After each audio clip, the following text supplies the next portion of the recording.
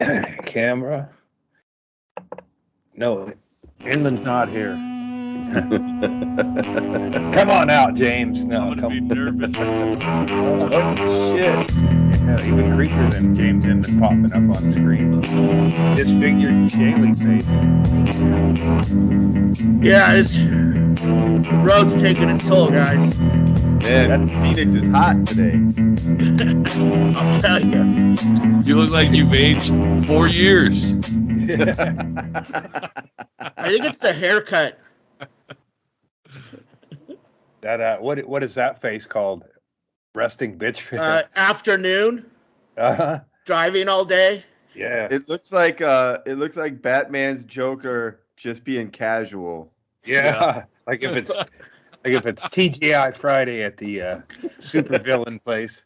At the Before Gotham, at the Gotham Applebee's. Before the makeup chair. That's how you do it. If something gets disfigured, it's a villain. I knew that as a child. When I burn up half of my big gyms, they're like fucking villains now. Yeah, bad gyms. Yeah, all it takes is a little too much sun or a firecracker placed wrong, and you're off to a whole other life. Sure. Amongst Lots the of raccoons. tragedies happen in the forest. I'm I got a hold of Chad because I'm trying out the freeze pipe, but I wanted to make sure I had it right, the right recipe. There's one piece you can put in the freezer, and you don't need to put the other piece in there. So I got it all together. And How'd it work? I haven't tried it yet. Yeah. Oh, we're gonna do it live on the air. Well, let's build up to it. Yeah. I'm drinking weed too. Okay. I had to go in and do. Well, they requested it. I do another CT scan, abdomen. I had to go chug a couple of those big ass drinks and go into the tube again. And they're looking. I guess they're looking for cancer they might have left behind in their haste with my open gut. So I don't know. So yeah, they found they. I mean, it's a part of the chemo shit. Is they run all your labs and shit, and so there's something off, and then so they ordered the C. That worries me when they order a scan and it's like right away, but fuck it. I'm gonna if it is more cancer, I'm switching from chemo to heroin. Like I'm almost bypass. Yeah, like I'll go to some unethical fuck who's got fentanyl in it. Which I mean, like there's a high if you want ethical heroin, you go to big pharma. Yeah. Otherwise.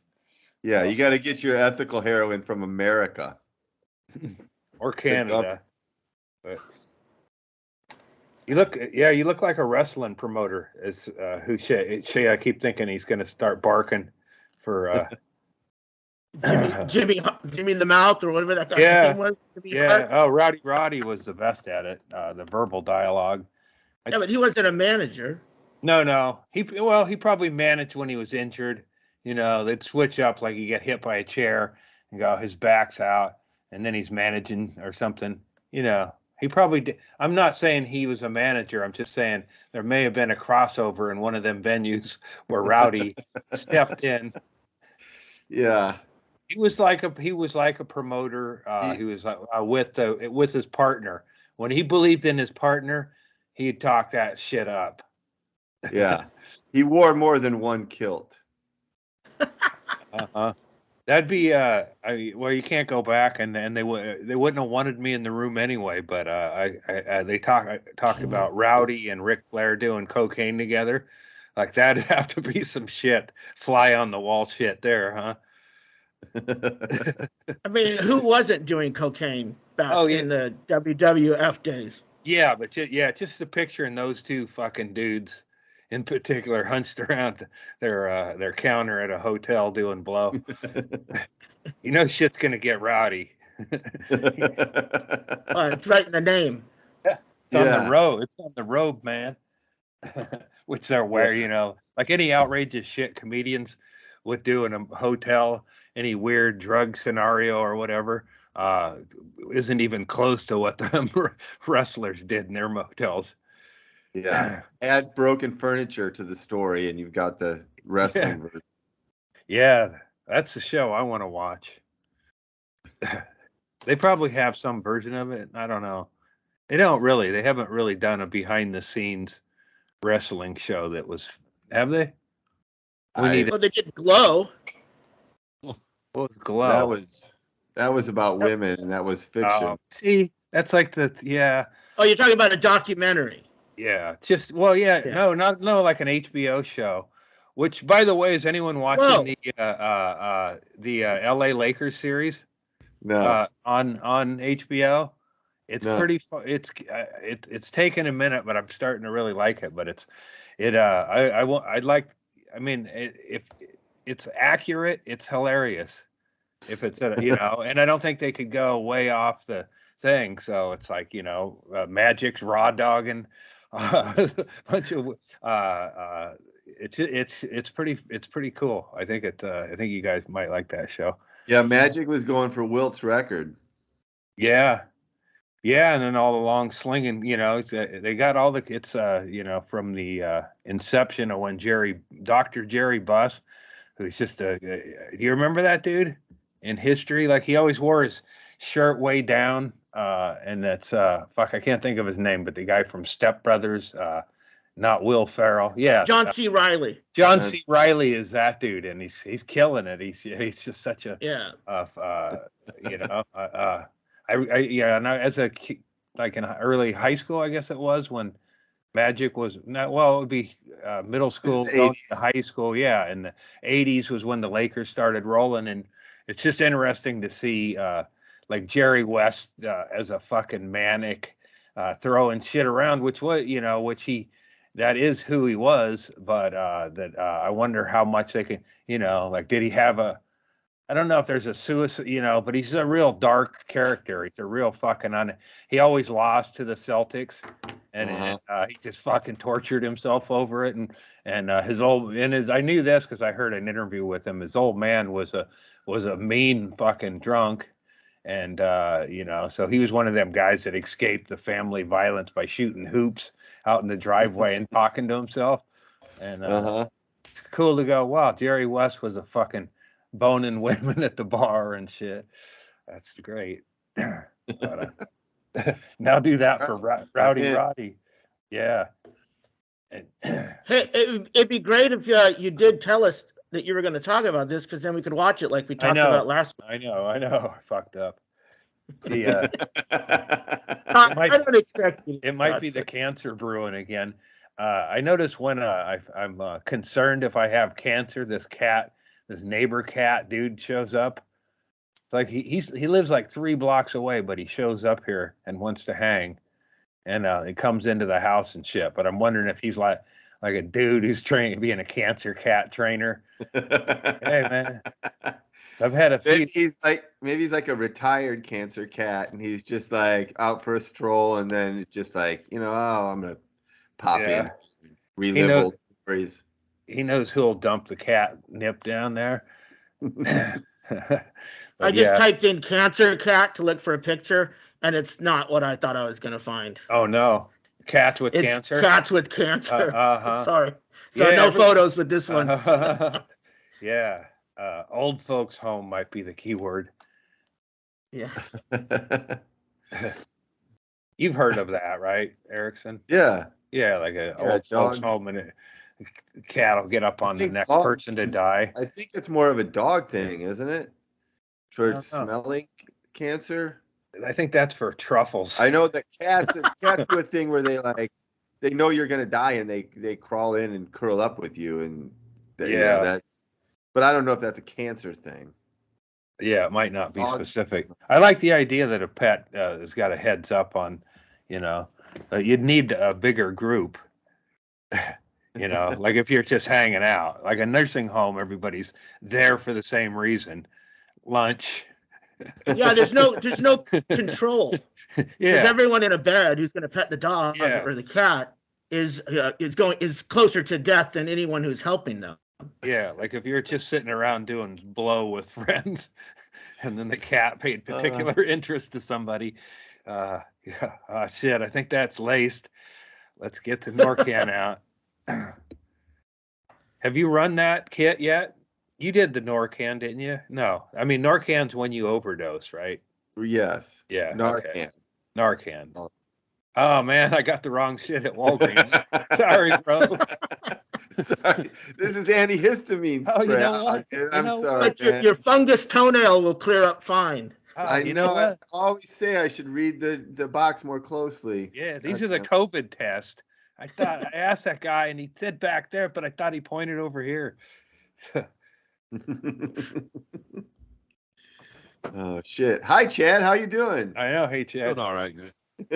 Yeah, Chad was pissed the other day at what he tweeted about making a threat at some place at the Yeah, I didn't doctor's. mean to. Yeah, I What I wanted. happened? Yeah. Well, I had to go to a doctor appointment, and shit I keep telling them about, and they just fucked up. They were at one point. I told them, I said, "Hey, I'm pretty fucking incompetent. Should I just apply for a job?" I was just being a real smart ass. That's fun. Like, and then the lady goes, "Well, it was like 3 weeks ago. I was supposed to have an appointment, and then they just lost it. So then I'm like, well, can you help me? Because this fucking is hurting." And the lady says, well, if it gets worse, you know what to do. And then I think she realized that, no, I indeed did not know what to do. That's why I was there telling them, you guys have not scheduled me in a fucking give me a referral or anything for this.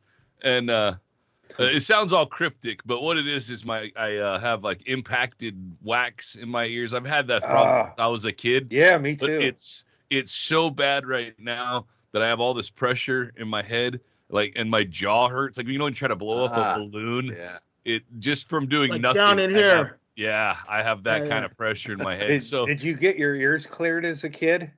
Yes. Like, oh fuck yeah, that was They'd awful. suck like logs and fucking wax out the tube. Yeah, they stick a fucking tube in your ear and shoot water in your ear, and then they hold a tray to your side with wax paper because it's fucking gross.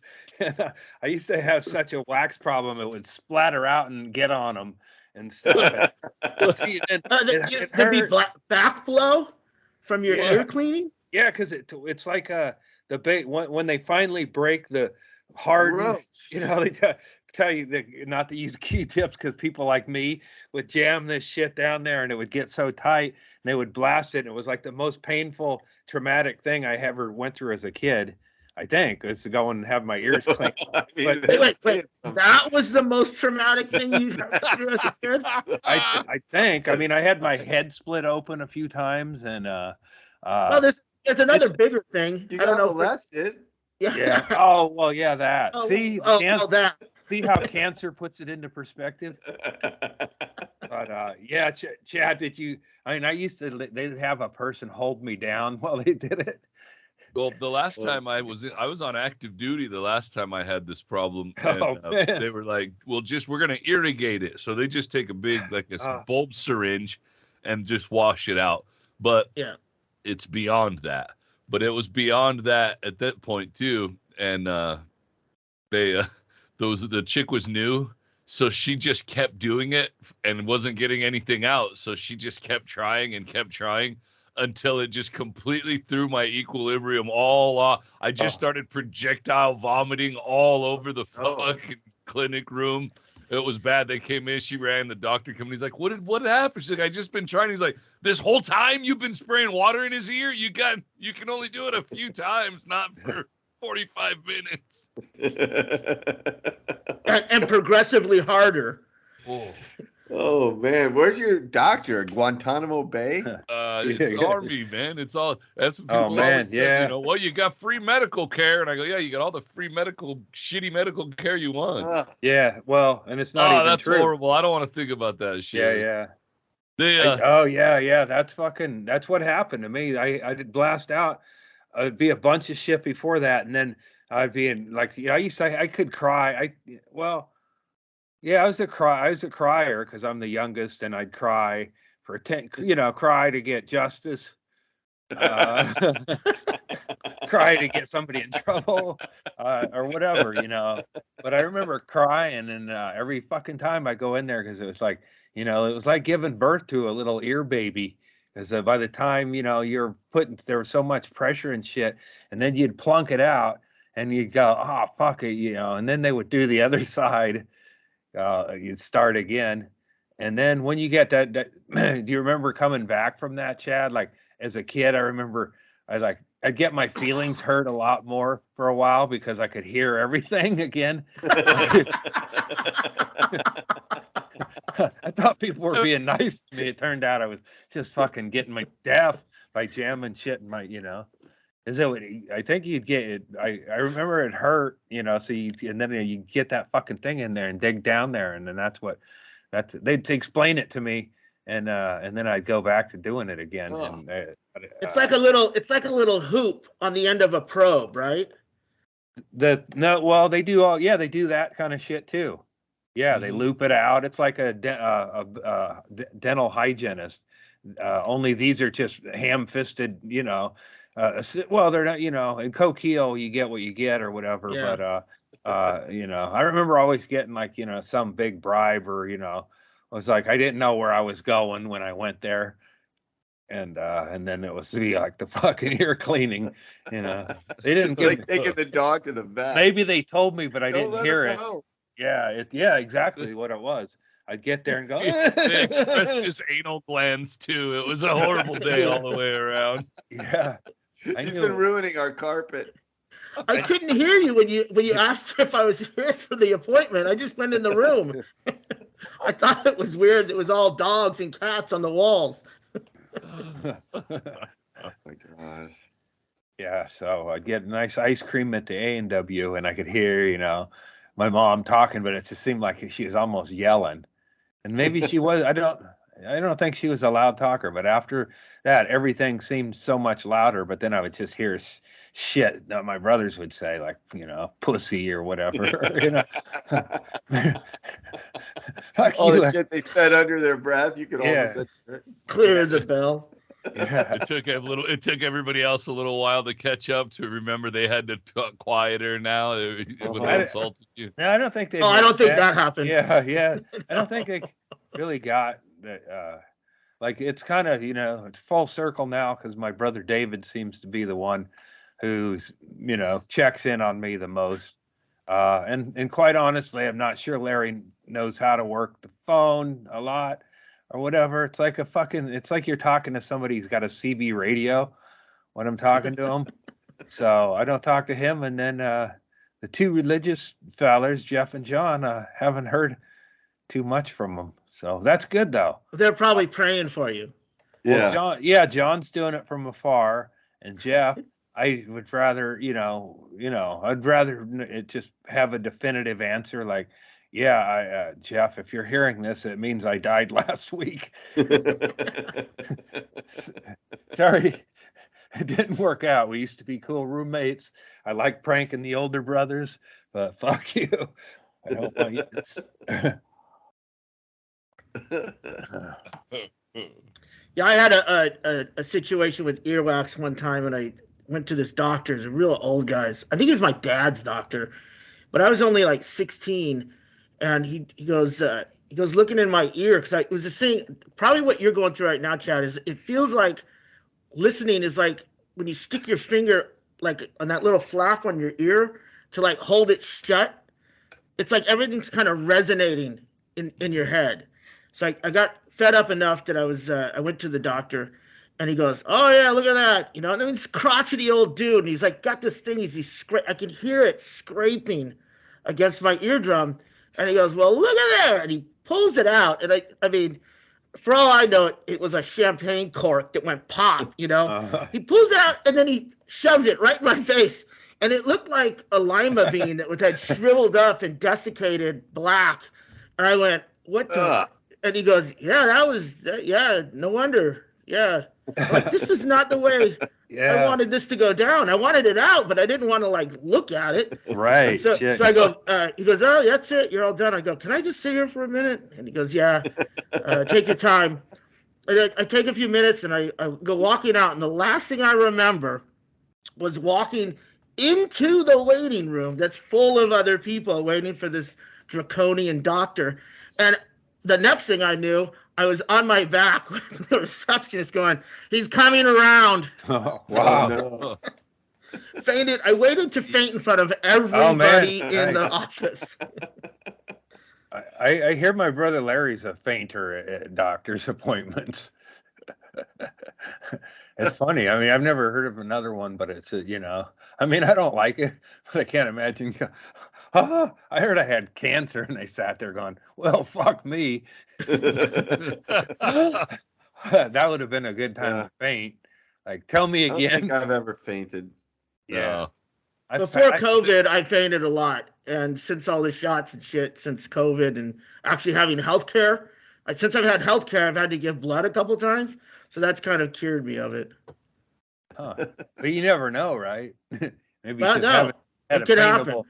Yeah, and you're in the I don't haunted- drive myself to the doctor. You're in just the in you're case. in the haunted house industry some, so you got to fucking Yeah, I muster can look at this. right, as long as it didn't Ugh. come out of your ear. Yeah, that's out of my ear. Yeah, well, it'd be like if she was getting some of those ripped off, taken off, and you showed them to her, and that's the difference between a doctor and some guy who tried to help you on the side of the road, and now you're in his workshop, and there's a lot of fucking shit hanging from the roof. That's gruesome. That'd That- be a bummer. That first one was being prepared for a barbecue, Chaille. I'll tell you that right now. That's backstraps, baby. That's the best cut of meat right there. Yeah. You see how clean it's cut to the bone too? He really knew what he was doing. Yep, that's some good eat. And did you boiled that pig, right, Chad? The head. Just the head? Okay. Yeah. I think I had a picture of that. I wish Dahmer would have kept a notebook. Because he did some science. I did take a bunch of that javelina the other day and grind it up and made chorizo out of it. I did not boil it, but I made some chorizo. Yeah, that's the head. Would you smoke it after the body then? No, I chopped it all up. I cut all the meat all up and chopped it all up into strips. Yeah. And the other day I ground a bunch of it up into ground meat and mixed it with some pork belly and ground it again. And then I mixed it in with the chorizo seasonings. Sweet. The head is a really oft overlooked piece of meat, and it tends to be a little bit greasier. I know with beef. What was your experience with the javelina's skull? I did not eat any of the meat on the javelina skull, although what's wrong with you? Although I didn't know there was so much thick meat on there. Next time I get one, I will. Oh, that's right. The dog got it, right? The dog got it. The dog got just what you see right there.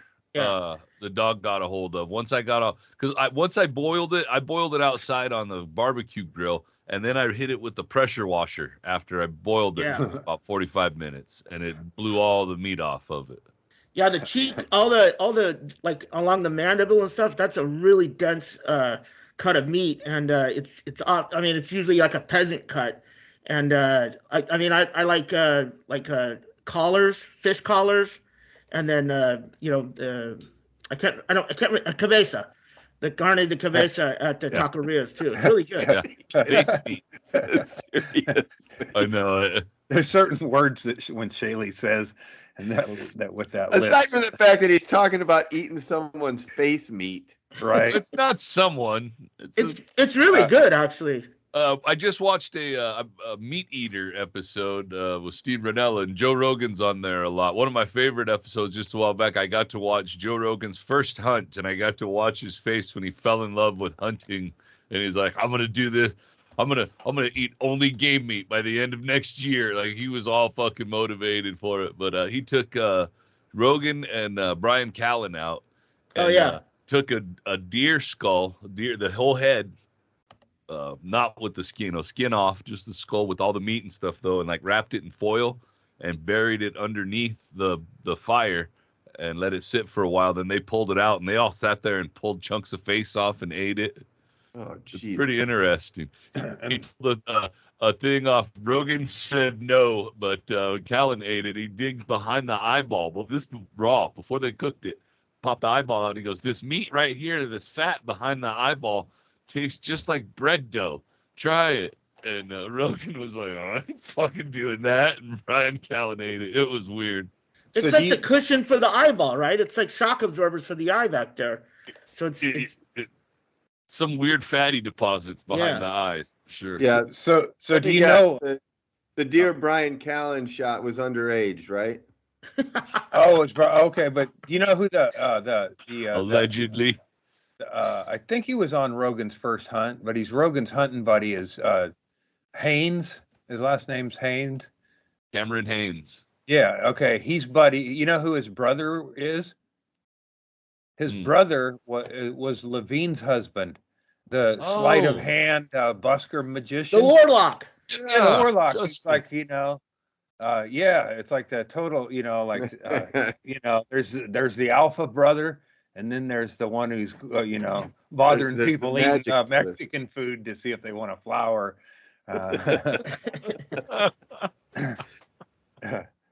Which one is, that one's Cameron? Or is Cameron No, the that's dude? okay. Okay. That's Yeah. Ranella, Steve Ranella. Uh-huh. He's got Yeah, a the show called doctor. Meat Eater that's badass. It's great. It's a good show. Yeah. Yeah. I didn't grab my lighter, so I'll be right back. All right. Chaille. It's a hell of a mask, dude. What? What?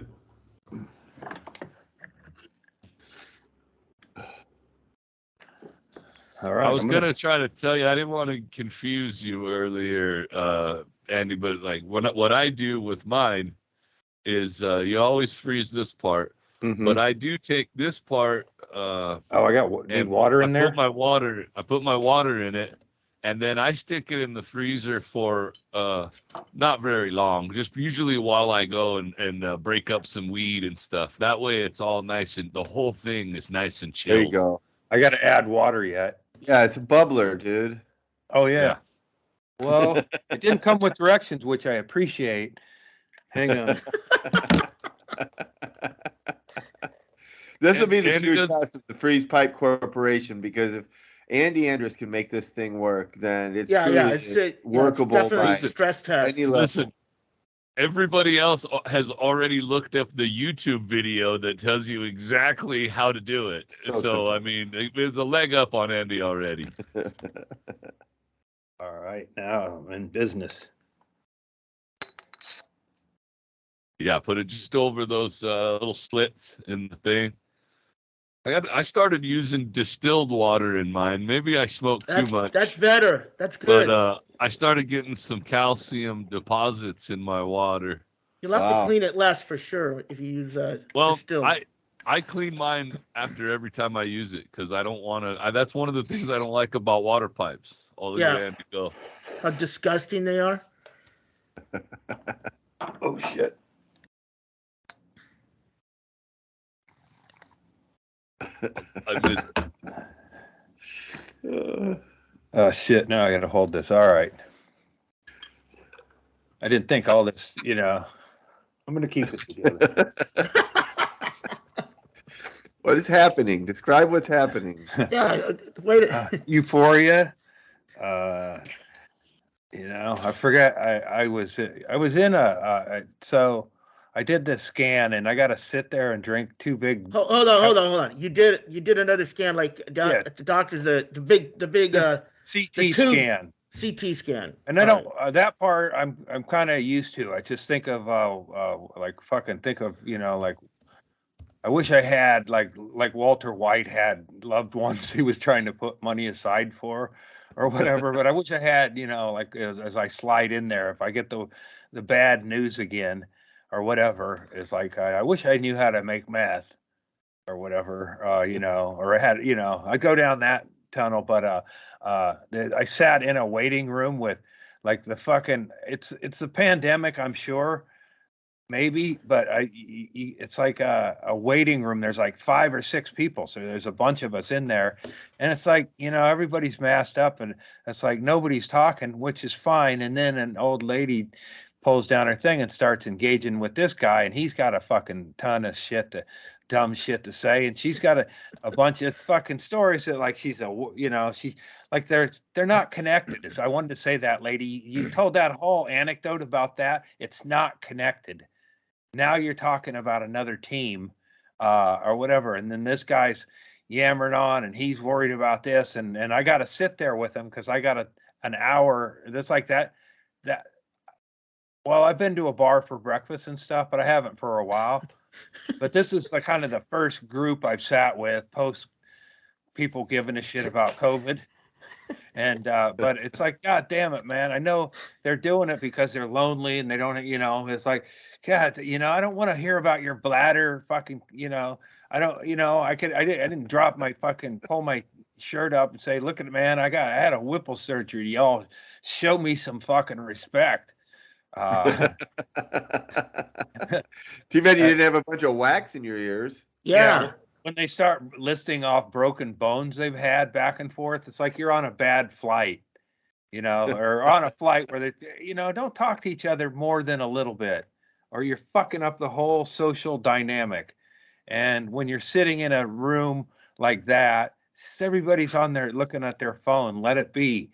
She had to go. So what are you worried about? Good opening line. I'm going to use it at chemotherapy. The Ukraine. Yeah, the planet. What am I, a fucking asshole? Woe is me. One body's gonna drop. No, I'm worried about all you motherfuckers. Oh man. So does your head? Here we go. Here's the freeze pipe action right now. Pull the stem, Andy. Jesus, pull it.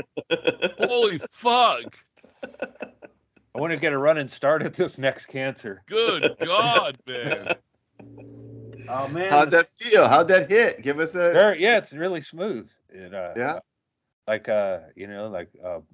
butter on, just the right amount of butter on toast.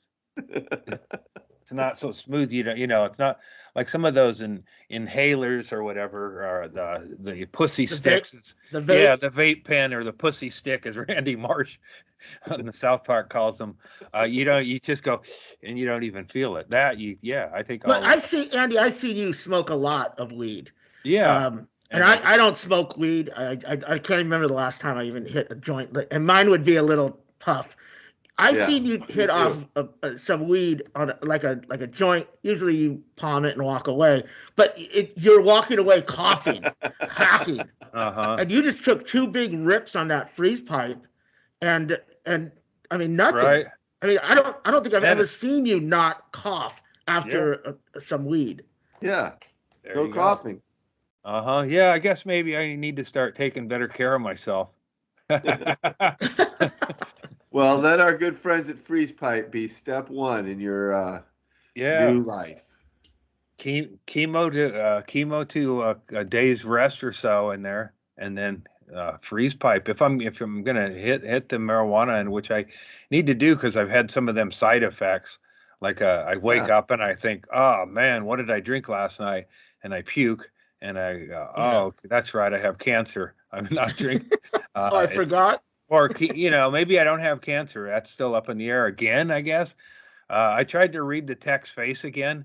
It's because they read it and they kind of basically tell the doctor who gets paid to look at it what they're seeing and everything. So I look at her and stare at her, and then she sees I'm doing that, senses it, or at least that's what I think, and doesn't even bat it, just stares straight ahead till I finally leave. Okay, nothing. What do you think? You see some cancer up in there? Because if it is, I'm going to talk to my self-assured surgeon and go, what were you in a hurry for?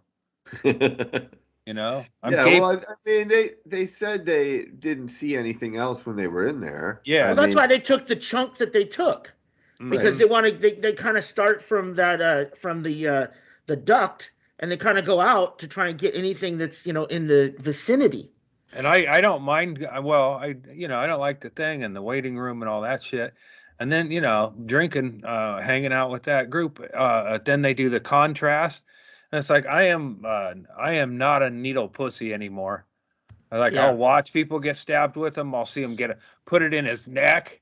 I'll be right up close there. It's like most needles, the blood drawn needle stings a little bit for a second, like a mosquito bite stings, or when you get soap in your dick kind of sting. It's not something to work up. I don't have a lifelong phobia of having soap in my dick, but I have jerked at you don't want to jerk off with soap because that'll get into the eyeball of the dick. So is that the eyeball of the dick? But you're learning so much about medicine, Andy. It's really impressive. You should have been a doctor, dude. So when you get your eyeball of your dick clogged up with soap, how do you clean that out? Time and patience. Leave it alone. Yeah, one of those Q-tips you use to jam all that wax down into your ears. Yeah, that's the other use for the earwax bulb. And I think that's why everybody talks about the cream rinse is the evolution of it, because you jerk off with the ivory or whatever. We had the aqua Irish Spring we used. Oh man, that's brutal, dude. Yeah, and once I got into the rhythm, I was using really harsh abrasives. So it's like I became aware of it, and then I took the idea of the abuse and I took it upon myself to continue it by jerking off with abrasives, and then everybody's had the Pert in the Dickhole, and you go, okay, it says in the Dickhole. Well, it says on the bottle that it's shampoo and conditioner combined. Well, take the goddamn shampoo out, because that is not good. But no part of that product does it say Dickhole cleaner, right? And so the bath. What part of my grandma's money? When my grandma moved out of her trailer, she upgraded the Andrews house, but with shit that eventually would be ripped out and thrown in a dumpster. But she made a shower that the old man could roll into. They expanded it into the family room and ripped out an old antique fireplace and displaced it for a cement, like a fucking, like it felt like a prison shower. And I hadn't been in prison, but I could imagine from standing in the cold slab that was our somewhat up to code. I don't know, man. We hired a lot of people that were Christians. So I don't know that it was up to code at all. And I know it's ironic because their leader was a carpenter. Yeah. Andy, can you describe this shower? Because now I'm picturing just a cement slab with a drain in the bottom of it, and you guys are spraying your guys' dad with a hose. That's about it. With some, I think it was thinking about it now, it was a real fucking shitty setup, because it was like on my dad's side, it was just a bunch of 2x4s and shit. So there was just a exposed wood. Well, it not exposed wood, but on the back side of it. But you could just tell from the back side of this thing. It was like if a hobo were building a home, Yeah, that's not a completed job. That's not, I don't know. We got ripped off a lot, and it was because of our affiliation with Jesus. We were hucksters. Not Huckabees. That's the other side of the equation. We were the Huckabees hucksters, because we had a guy who was a Christian mechanic, and he took out parts that didn't need to be taken out and used them for other jobs. And our Christian contractors, they didn't, my dad didn't pay the bills, but he complained about these guys a lot. That's why my dad is like a sitting there supervisor. He had he couldn't go anywhere. He didn't have ramps, or he required so this bathroom was on the bottom floor. He would wheel in there and watch them working, knowing that they were going to fuck it up, and knowing that he wasn't going to pay them. he complained about how long they were, they take off and yeah, he just, I don't know, he was impatient. He wanted to shower, I guess. And that was a shit. Hurry up and finish. I got soap in my dick hole. Yeah, man.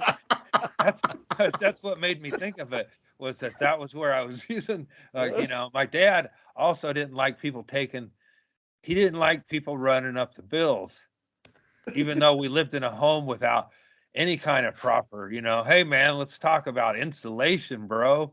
We're talking about shower length. How much money just goes, hey,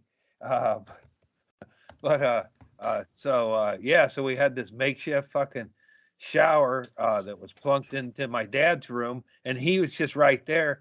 And I learned this later, my dad, when he'd complain, I'd hear that, because it's just like there's he's just right over there. I'm in his room showering, and that's how, and he'd like, there's a couple of times where I was wanking and my dad called me on it.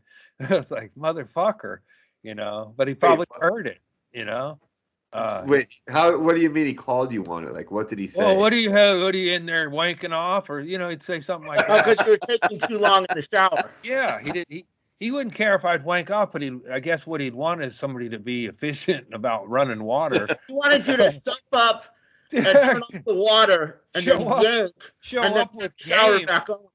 Don't use the shot, show up ready to jerk it. I guess if that would have been, like if he could come back and he knew, what was going on my side, maybe that, what do you want? That, It's just yelling advice from the other side. Boy, get it hard on the toilet. What are you doing? Yeah, we ain't thighs, the fellers.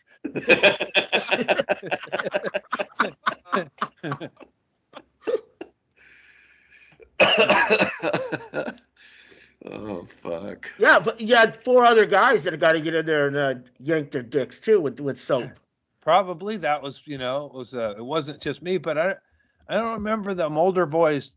I don't know. I think they were out of there by the time the jail toilet, that's what the jail shower.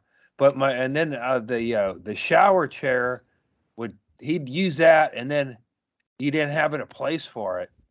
I don't think it folded up neither. So it's just a shower, another chair, but a hole in it. So you could shit. You could take it. Yeah. Or you wash. Well, there's two kinds. There's 2 kinds. The shower chair has holes, like a bunch of holes in the bottom, so that the water can drain. And then a shit chair is like one that, so they don't have to squat down so far. Yeah. To sit on the toilet, so it hovers above the toilet. I don't know why we never used that for that. We never. At least I didn't. Well, you used it in the wrong place because was he shitting in the toilet? I never saw. Was there something?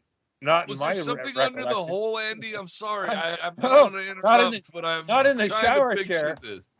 So, but my dad would kind of, I guess he'd kind of, time it out or whatever, like you do, and then he'd get a burning sensation or what he'd say, and then that was always like, God damn it, here we go, but I don't, I'm sure it happened that he dropped mud in the shower or whatever, but that shower chair would just sit there. So, and that was, I guess it was a tub upstairs. So it was the only game in town. I think I was a bather up until Grandma moved from her trailer and upgraded us to fucking running water out of the wall. So I had, but it was it was set up for a wheelchair. So that was my thing, is I had, so I couldn't just focus on if and I don't even know, I think everybody that's had a dick, even if they got rid of it later, jerked off in the shower once or twice. It's because of water pressure or the warmth of it or whatever. It's like a comforting hug. Well, I mean, just think of the convenience. Yeah, exactly. Also, not nearly as environmentally safe as, or it leaves a carbon footprint to just stand there and wank underwater. And I wish my dad had told me, it's like, You know, he didn't think we didn't talk about that. My dad didn't. Yeah, well, Andy, as evidence from this podcast over the years, Yeah, your dad didn't talk to you about a lot of things. right. But we certainly didn't. He didn't like the wind, and he didn't like being cold or whatever. But we Aren't didn't talk about. those are kind of basic human things. He didn't right? say, you know. Your dad don't- wasn't like unique in that He respect. wanted shelter and I feel like my food. dad was kind of a angry snowflake because he didn't like doing the laundry, so he would fake you through it. Like, no, like I've complained about that before, where I get some new 501s, shrink to fit, and my dad refused to cooperate. Dude, Well, you got to shrink them. And he'd say he washed them and he'd just fold them back up. But it was like I was savvy because I know what they do when they get washed. That was the whole point of them. I mean, I went through the same thing, Andy. You cannot fool someone that you washed a pair of jeans that hasn't been washed. And he tried that. Especially 501s, because they look like a completely different garment. Yeah. And he wouldn't even do anything. So I don't know. And I guess I'd like to think that my dad was doing it just to help save the environment. Like he'd dump his piss bag outside. He didn't like. He'd make me or one of the kids would hang out the laundry. In fact, generally I was like, I'd hang out laundry. I didn't mind it. And we had backyard. We had every cliche that if you're putting together a sitcom about a white trash family with, a dad in a wheelchair, you'd have all of it. The floor, the walls, the fucking wood stove that the Chihuahua would sleep, that you'd have 2 or 3 Chihuahuas playing the part. And the wood pipe, we had a shitty wood pipe going into an old fireplace that would never cleaned. And my dad burnt plastic, which does kind of throw him off of the environmentalist game. Well, there's your answer of whether he was really trying to save the planet or not. Yeah, it sounds to me like he didn't want to pay the water bill. I guess, yeah. Uh-oh. And yeah, he stressed those details, and that's why I had to get outsourced in the sex trade to get school clothes. Yeah. You think I'm going to come home and take a 40-minute shower? You're mistaken. Anything that's. I think my dad kind of. I don't know if it was military discipline or he just didn't like people taking long showers, but he'd generally start a ruckus. But I found out he would also go turn off. He would turn off hot water, because he had me do it on Jeff. Wait! At the water heater, he would like get a wrench. Yeah, he would turn it. If he had his, I forget, his picker uppers. They were basically like hot dog. The thing. Tongs. Yeah, the tongs. He called them picker uppers, and he had a tong, and he would do it, but he would send you in there. He would send me in there like when Jeff was taking a long shower, and I had no problem with it. And then you'd hear, and I did the same thing. It was like you run out of hot water and you let out a yelp and you get out of the shower. And that's what my dad, he did that. Even as a handicapped man, he was able to get to the hot water, thing. Wait, how did he get access to the water heater? It's just on top of the thing. I guess it was a hot water heater or whatever it was. I remember there being a nozzle, and my dad couldn't quite. That's like 5.5, 6 feet off the ground. He probably had it, dude. He probably had. I mean, I know it. You don't know. Did we run out of hot water, or did he just? Did Dad? Yeah. But I know he had me do it on my brother, so he probably had my brother do it on me. Probably, you know how much frustration you leave in this house by stopping. We have a 5-boy family. Nobody's wanking off, and you can't wake off in a tub because everybody hears you. Like, oh, somebody's having fun in there. Like, leave me alone. Wait. Let's unpack that for a second. First of all, don't jack off in the tub. It's a disaster. Yeah, no. Yes. Second of all, I think we've covered. What do you mean? Everyone has to learn, though. Yeah. I mean, it happens, right? But what do you mean they'll hear you? What kind of noises are you? Well, I guess making? if you're, same noises you're making. Sounds if like dog paddling. Splashing around in the tub having fun. Or you stand up above the water line. I mean, but you don't. I don't know. You don't even think about that as a kid. You just go fucking, with fucking nature's, if nature gives you a bee stinger in the neck, you got to get it out of there. I mean, I get hard watching The Love Boat, and then I've got, I'm sharing a room with Jeff, so we either became good friends or we didn't, and I don't hardly talk to him. Maybe he would have wanted a brother. I mean, we were laying on them centerfolds together. Well, what happened to that guy? Used to be so close. Why did you take it underground, bro? Let's be like they are in, some of them cool matchups on the television. Man, Love Boat was pretty sexy. Yeah, it was just it's like they're hooking up, and you knew that. I kind of wanted to be Doc Stubing, or was it Stubing? No, Doc. Oh no, Farrell. That was Captain. Sorry, that's Captain Stubing. Stubing. You're thinking about Doc, Bernie Copel. Doc. Yeah, Doc. Well, Doc was a swinger.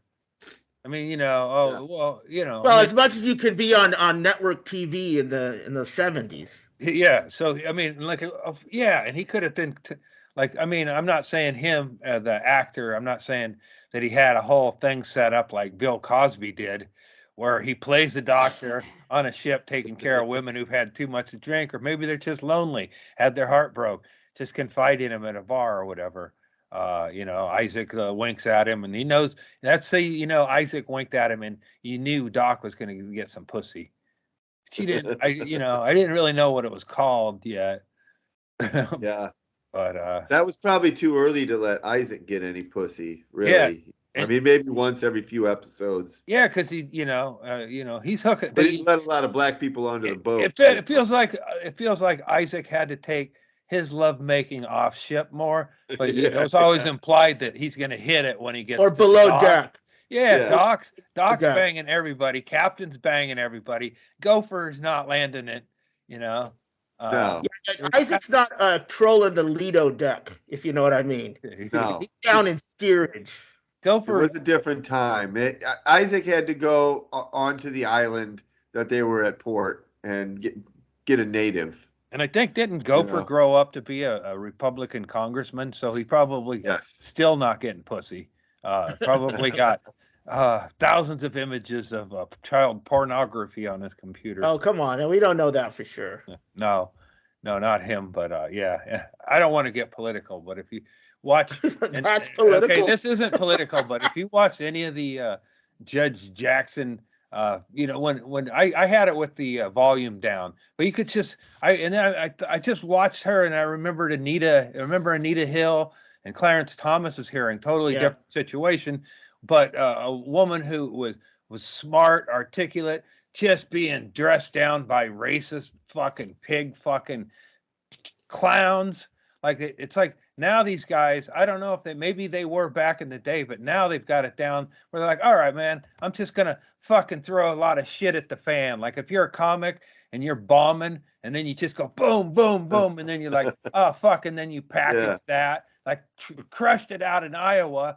And you show that 30 seconds of you fucking hammering away at this shit, and then they're like, "Oh, that fucking Ted Cruz is in a big verbal to do." No, it's a racist fucking clown cunt, fucking entitled piece of shit, berating somebody or belittling somebody who's answering every fucking question. And when that doesn't work, especially that Lindsey Graham fucking Princess, that guy talked about child pornography like he can't even come unless he walks in on his pool boy masturbating to explicit images on Uncle fucking Lindsay's computer, and he's got to spank him, and then he fucks him, and he's like, "You bad boy, how many images are you looking at of that terrible shit?"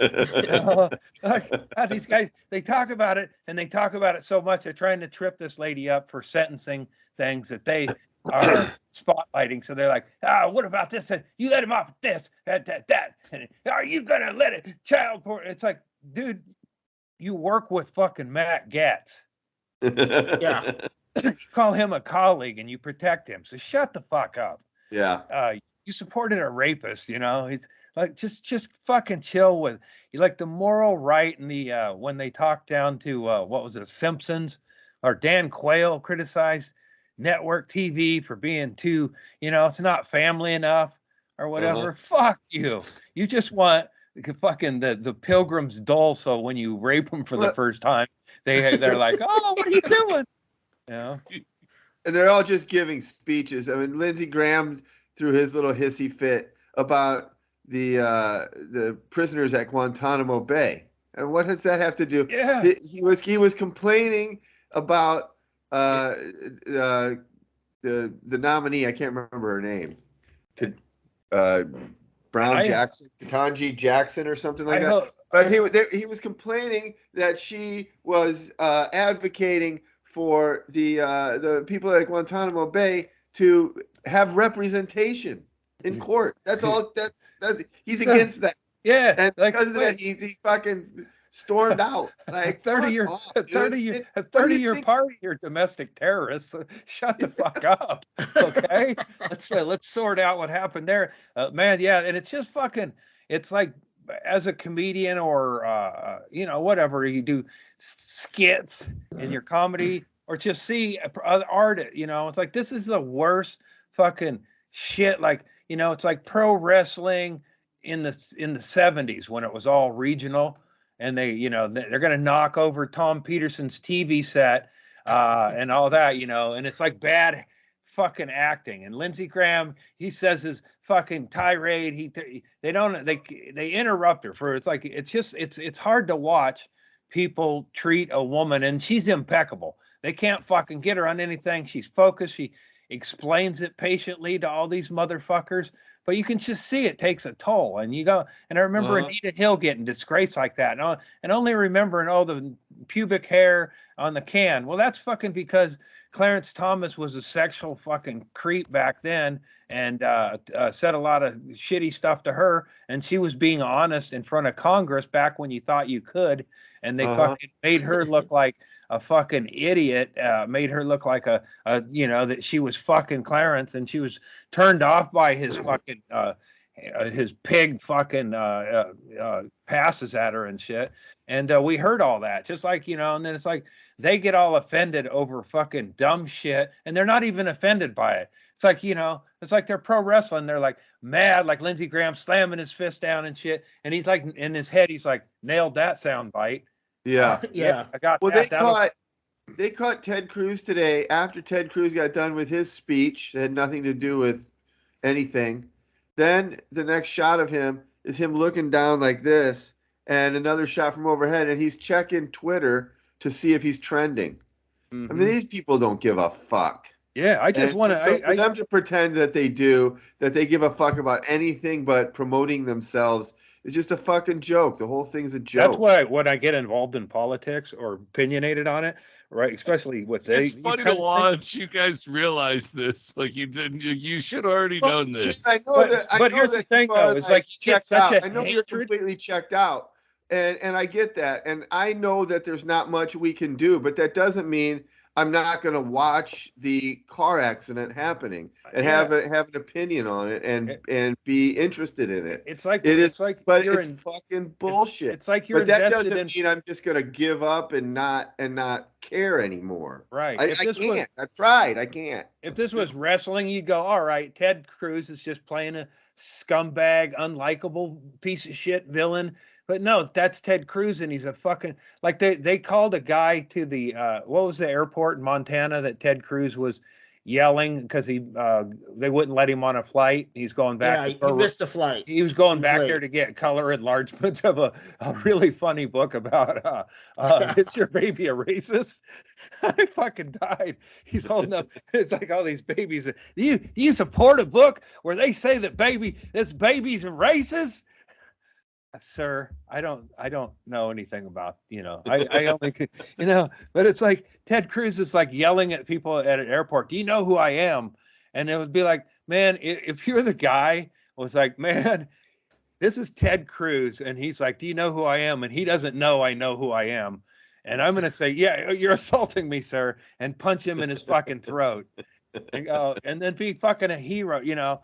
It's like, yeah. And then, you know, you go, officer, I didn't mean to. This guy had his hand on my penis or whatever, and I reacted or whatever. It's just, I do have a body cam. It just happened to be pointed out elsewhere or whatever. But this man sexually assaulted me, and it's Ted Cruz. And, you know, it's like, and then later you go, you know, I'm fucking lying about it. I'm gaslighting them like they're doing us. And I'm a villain too. Just fucking with you, Ted. I'm just fucking with you. You know, but I punched you in your fucking face and knocked a tooth out, didn't I? And that's on YouTube. And I'll never have to buy a drink or real estate again. Fucking piece of shit. Because everybody fucking hates you, you swarmy cunt. And then so you're watching it, and it's like bad performance art. And then you see this woman who's like, God damn it, this is the kind of, we should have all black women on the Supreme Court, and they should get some that are right in your face, like, oh, hell no. No, you didn't. Yeah, like, because these guys are used to talking to these women who are used to having to swallow it on some level. Yeah. Even at her level, she's had to suffer fools, and that's why I fucking hate these guys. They're fucking swarmy, and it's like a handful of them that really revel in their role as being racist fucking scumbags and bullies to a woman who answered every fucking question. She's they compare it to Kavanaugh, like they're trying to tell this woman she's soft on child porn for giving these sentences or whatever, and it's just ludicrous that these you know, she's answering. She can't remember specifics of the case, and the one case they keep hammering on, it was an 18-year-old kid. He the police baited him into meeting an imaginary 12-year-old, and he never replied to the message. He got, you know, it's like it's a one of them situations where 15 months in prison isn't going to help this guy or whatever. So he ended up with 2 or 3 months, but he you know, he was at the beginning. So, but they're like, you want to let, you know, that it's like, fuck you, Ted Cruz. Let's see your phone, motherfucker. Let's, you know, I've seen these horrible images. Like Ted Cruz went on like numbers about, you know, has 6,000. Some of these guys have thousands, and some of them have up to 1 million. Like fucking, like who do you hang out with, Ted? Who's got? You know? And it's just he's doing research. He's just it makes you feel like when these, like I guess I am gonna talk about my pedophilia after all. I might have not been a pedophile. I watched a bit where I was in them sexier lean years, post pubescent. So it's actually kind of a child bride. I don't know what's the technical term, pedo, and then there's, anyway. But I just get a sense that these guys are bullies, and they fucking, everybody around them either puts up with their shit because they have to, or is afraid of them. Like Kavanaugh at home, you bet his fucking daughters flinch, you know, when he was on stage.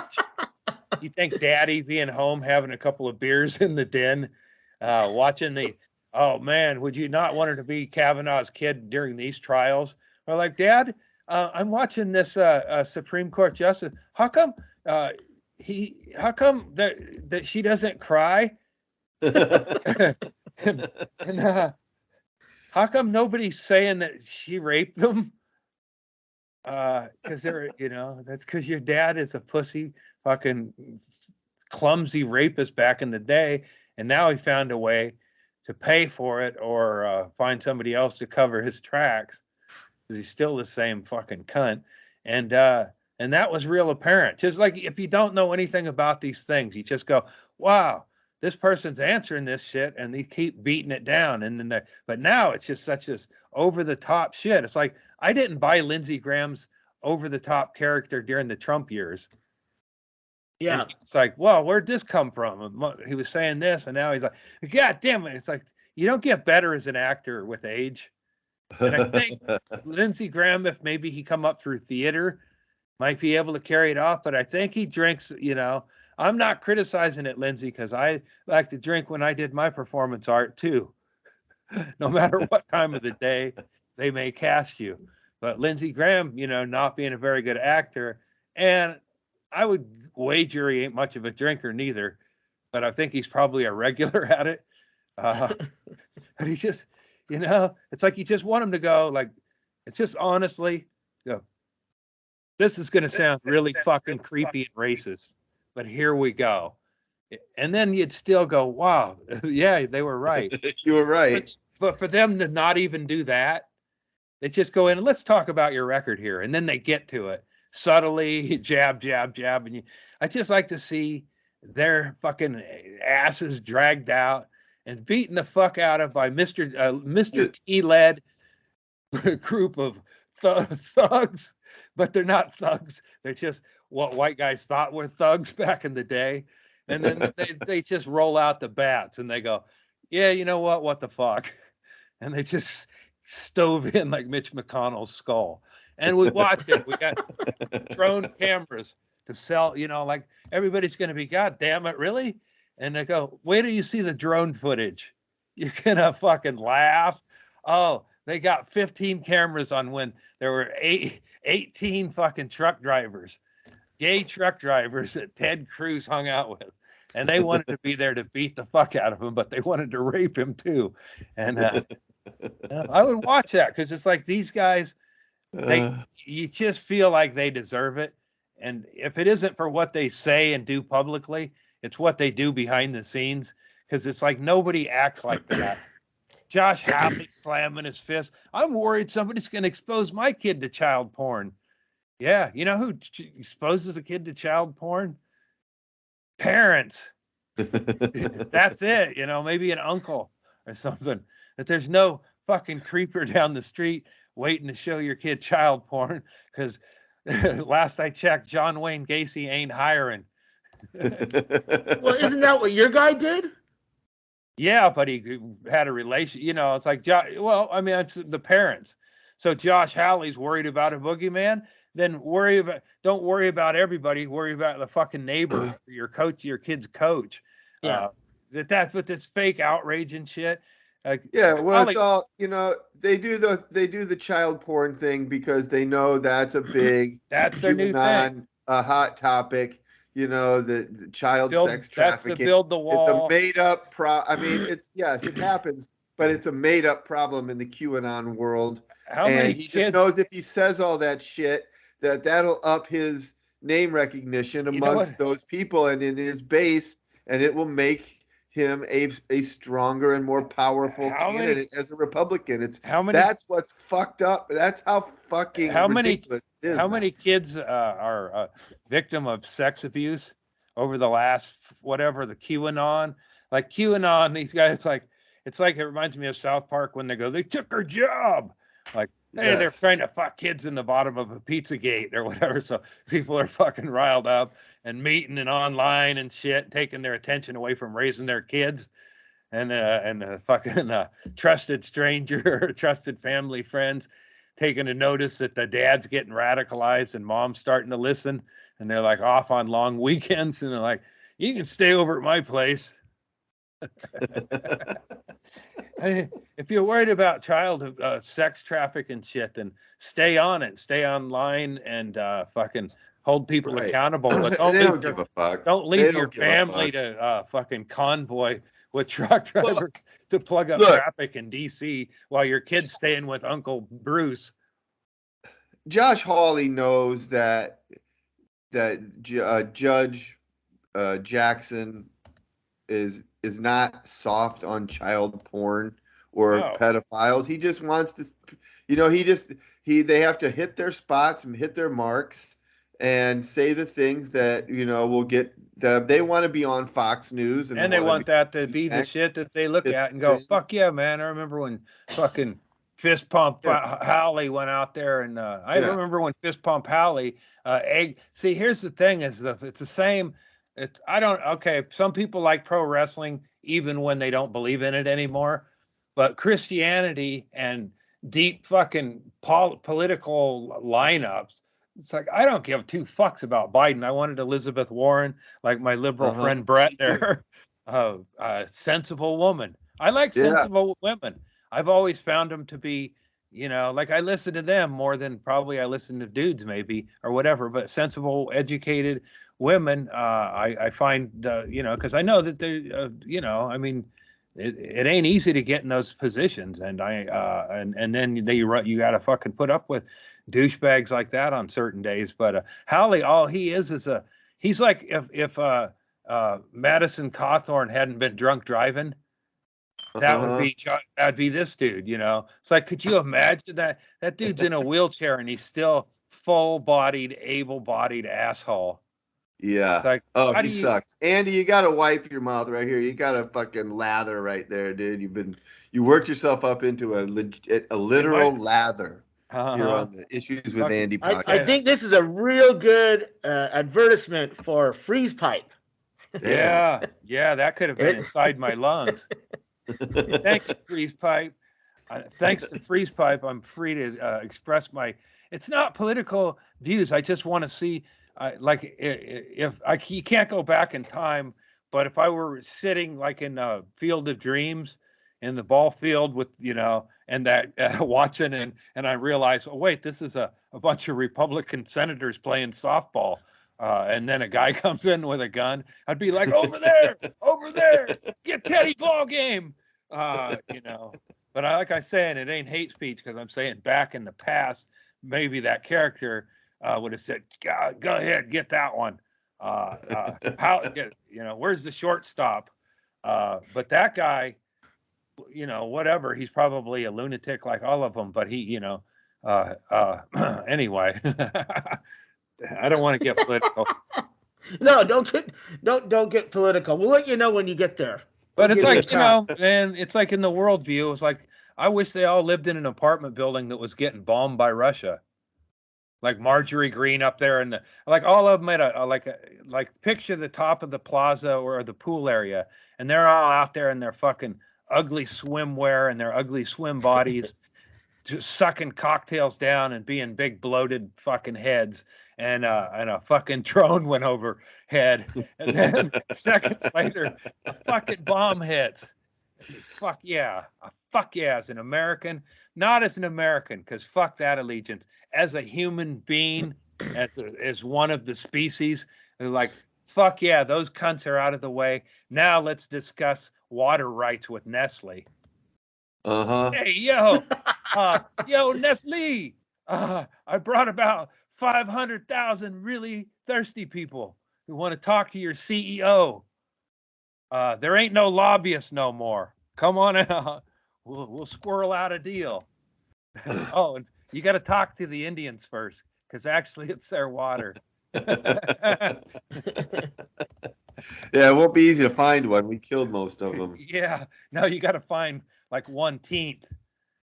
When they brought in the Indian casino to my area, I found out I grew up with a lot of Native Americans. Ain't no mention of all it. of a sudden. Yeah, like post high school, and then the casino came in. It's like, how did he get a CEO job? Like a bunch of them were down there in good roles or whatever. And it's like, oh, he was actually 1/10 Coquille Indian. Like bullshit. He was white trash, complete fucking white trash. Wasn't it the Coquille Indians? Wasn't that just the name of your high school? Maybe that's what they were like. Yeah, I was There Coquille were. Indian. That's why we were. He wasn't 1/10. He was in the 10th grade. I think that's why. I don't know. I mean, we could have had some big freakish kids and some big athletic kids, but I don't think they stuck around or whatever. But it was like, when I associate and think about people from Coquille, we're all like fucking like actors on the 70s show. We're all short, runty, weak looking. It's inbreeding. But just a lot of bad white trash bloodlines. It's like where Europe went to die in America was Coquille, and then it was like, that's why in football we suck, but I also think we were runts. Like our linemen were the same size as the running backs, so we're fucked because the coach thinks we can run the ball. Somebody needs to give the coach some mushrooms. Coach, man, you ain't looking at it right. Go down with that long-haired kid that's talking about Martha Washington, who is in the Lakers show playing Jerry Tarkanian. Wow. All right. I followed all of that in case you guys didn't. I did. I did. You did? Good Yes. for you. Yeah. Tarkanian was he the UNLV? Yeah, he went. That was Jerry Buss went after him as according to this series, Jerry West went a little haywire. Anyway, he quit, and then so Jerry Buss went to recruit Jerry Tarkanian, who something happens with the mob. Anyway, Jerry stays in UNLV. I think that was the underlining. It's like a show where I got to watch it again because I want, it's like behind the scenes at the horse racing shit. I was intrigued by too. But yeah, Martha Washington plays that guy. It's like that's Martha Washington. Yeah, like Martha Washington would have been a cool hippie, man. She had a bowl ready for him every day when he got back in from the fields. George is out there making paper and shit. Yeah. You're talking about Rory Cochrane. Right. Yeah.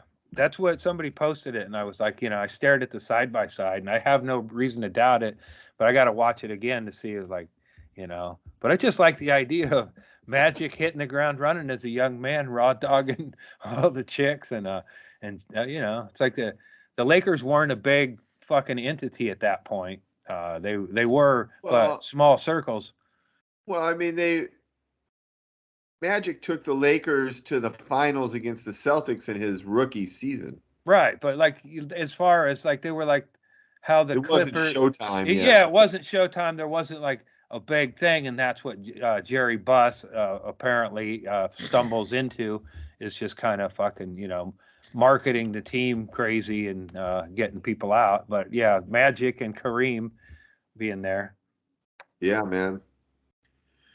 Magic changed it all. It's sure. Like that's what I remember hating back in my youth. Just I didn't like either the Lake. I was a Blazer fan, and I didn't like the Lakers or the Celtics, and I took it personal.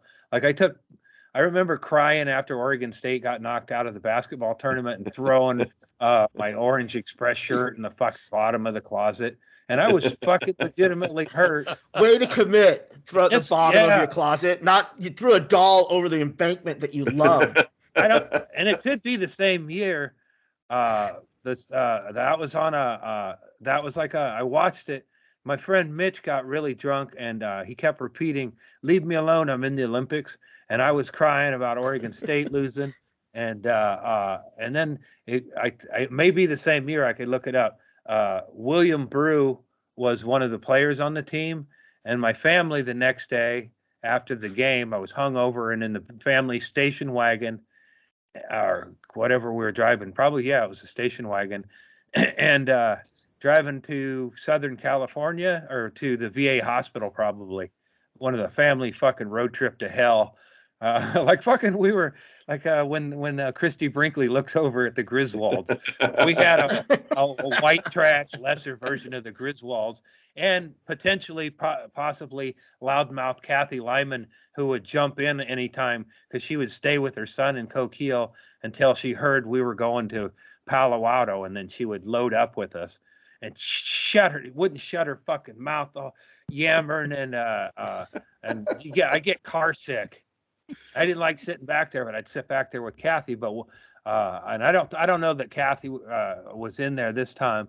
But we were driving up the freeway, and it could have been after that Oregon State loss that as an 18-year-old I cried over because they were supposed to win the tournament that year, man. They got knocked out in the first round by Kansas State, and fucking real tears in my, we see. I think it said Mr. Brew or something. There was like a personalized license plate that my dad happened to notice. And my dad watched the Oregon State Beavers too. So he goes, "Oh, we just passed." I think he passed us. And, he probably passed us on the right. My mom was always fucking muddying up that fast lane. And so I think that's how it happened is he passed us on the right. And it was William Brew. Driving all fucking not a care in the world. The game I cried.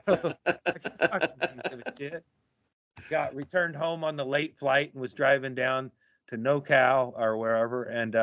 But my dad told my mom, and I don't think Kathy was with us because we could all hear each other. And so my mom was like, "Oh," and I was like excited because like, man, we fucking, my mom like the Griswolds. He fucking guns it, and we She got up to him. fucking Bill Brew.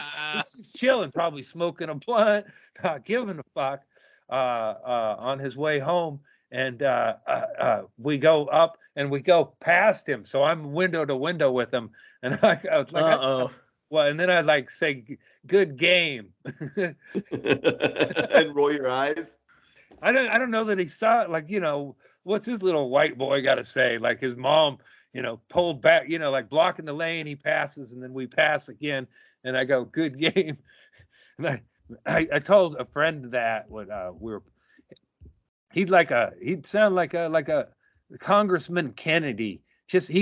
Greg was smart, but he'd sound real ignorant, and he'd give you shit. He'd really give you shit. So I said that, and I told him how that happened, and he just made, like friends back then, they make fun of me.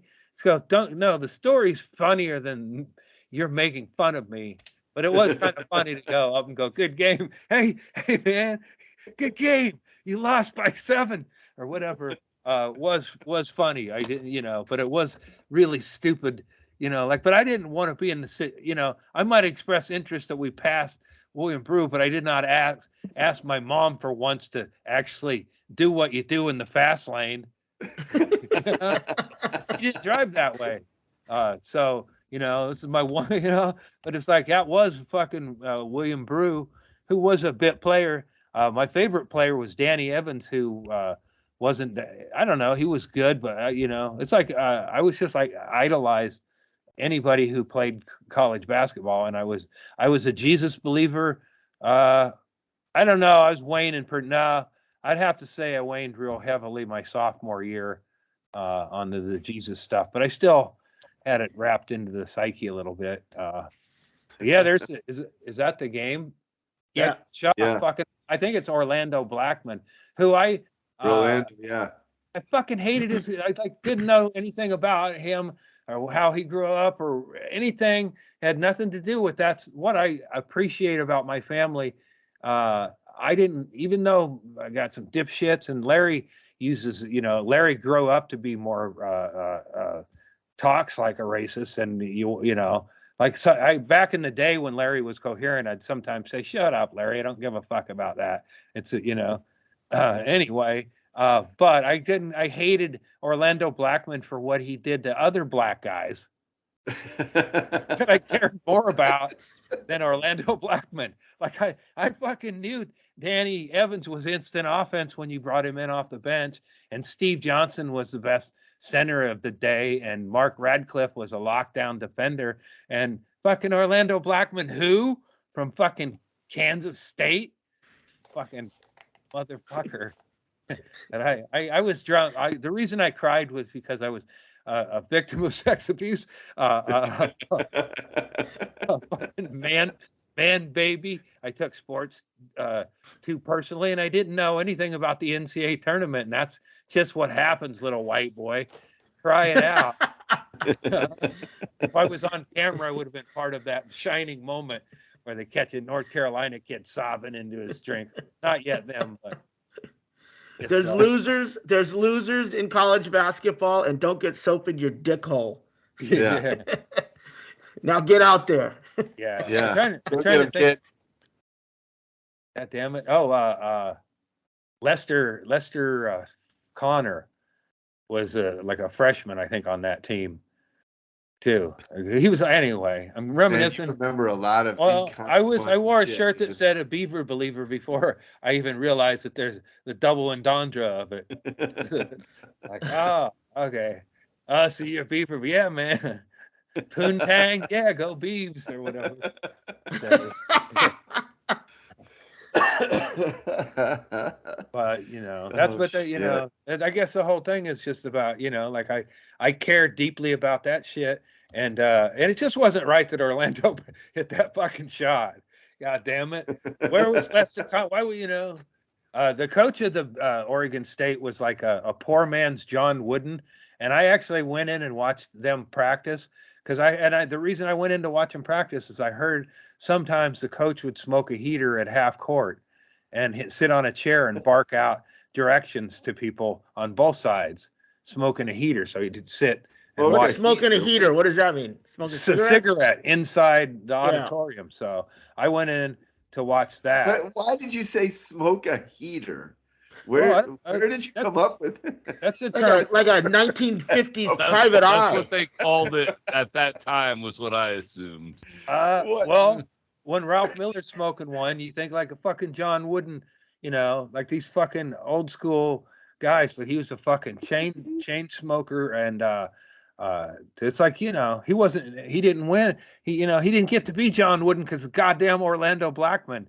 And I'm glad he went on to have a pro career, because I would have hated to have my heart ripped out by some white kid who and I don't know if you probably don't watch the tournament, but now there's a team that's a real, like a Cinderella, even though they're from Jersey, but they're like a private school, and there's a white kid with a mustache and cool. He just looks like, oh man, it's like you lose to that guy. Like they beat Kentucky, they beat the #1 team, and it's like, people were making memes of this guy, and now college athletes can make money on their own likeness. Like before, the NCAA would use them, and he wouldn't get a penny of it. Now that dude's making hundreds of thousands of dollars, if not millions, on his own image, on winning 3 games in the NCAA tournament and hitting some clutch shots, having a 70s look, and like he just looks like a guy you could smoke a bowl with after the game at the Y. It would be really ironic if athletes fight for years to make money off of the use of their own likeness in college basketball, and then the first person to do it is a fucking hipster white dude. Yeah. Well, and like, one-legged gymnast, but it's just like it's sort of it's a reflection on the market that's what they warm up to. But that guy, I noticed, like, there's which guy are you talking about? I don't even know his name, but he's got the stash. He plays for, where's my fucking bracket? Saint something. St. Mary's? St. Mary's. Is it St. Mary's? I don't know. Maybe the Peacock. You're telling the story. It's the Peacock. I know that they're the, like, like they're. I think I got him. Like you follow those. It looks like D'Artagnan.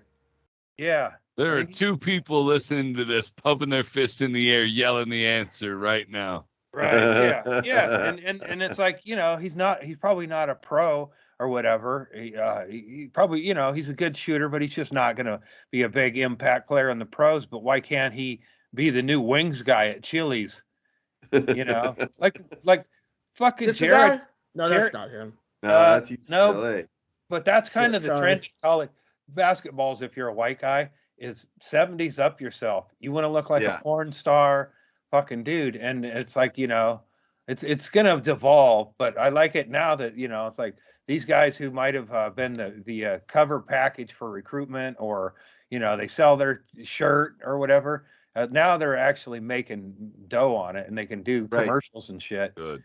Yeah, but it'll get tiring. I guess it's like, oh, that guy dunked on him. He's going to be on the Chili's dunk show tomorrow or whatever. Well, they'll make a bunch of money on the video game likenesses of themselves. That's where the real good players will actually make some dough off of it, and rightfully so. I watched that South Park episode with the crack baby basketball, where they just fucking and I wondered, even right after that, I was like, how is that continuing to be a thing? I even like when something lampoons you that obviously, it has to dissolve, right? I mean, oh no, I didn't even know. I didn't know it was a real thing, Chad. Oh shit, that's man, that show is just I'm glad I'm alive in the time where that show is has been, like I could have grown up as an adult and had the Flintstones. Like I could be 50 and have the Flintstones, that they lampoon on that one. I love that because Cartman gonna buy some athletes and goes up to Boulder, Colorado, and makes a pitch about buying the athletes. Wink, wink. I mean, drafting their rides. Oh, on scholarship, you say. It was so perfect. I was like, what the fuck? That was good. Oh shit. Is this the guy, Andy? No, but St. Mary's is an eclectic team. They have, they're. I mean, one they beat the best athletic team in their first game out of the gate, and they've continued winning. So now they're playing. They could beat anybody, and they're kind of a fun. They're definitely a fun team to watch. I remember their first game and going, holy shit! And then the fucking Peacocks. That's their team name, is the Peacocks, or their mascots, which is just fun in and of itself. That might have helped Chaille search earlier. Yeah. Peacocks are turkeys who really care about themselves. Like, turkeys are out doing their shit. It's like, you've never fucking seen you've never seen a peacock, or you wouldn't be out here acting like that's, Maybe that's what you need to get for your yard, man. Freak these fucking turkeys out. Blow their minds. Yeah. There's somebody down the street that keeps ducks, and they just hang out. And it's like that Hedberg bit. I didn't know ducks hang out downtown. Well, these ducks hang out just a couple blocks away, and they hang out there. So there must be like duck-related activities that they enjoy, or they clip their wings. But it used to be that there was just a few of them, and now it's like, it's getting to be about 6. So it's like, where does, a neighbor can probably say, hey, man, I think you need to let some of your ducks go elsewhere or something, or we're going to have the South Hills turkey situation down here on the flats. Turkeys versus ducks. Yeah, but I bring in peacocks and go, how about this, turkey? Now who's fucking your bitches? Yeah. He just put them out. They're just hanging behind him. He's not making it, like turkeys are like, you don't even know who's fucking who till they're showing off. It's like, I can't. I've lived with them for a lot of my adult life. Live with turkeys in close proximity, and I still can't tell the difference between a dude and a woman unless they want to fuck. And then it's like, all right, I get it, Andy, bro. come on, really? I think so. The males are way more colorful. They're either are fucking or fighting, and then you're like, that's probably I mean, it could have been chicks swallowing each other's heads, but I doubt it. The males have beards.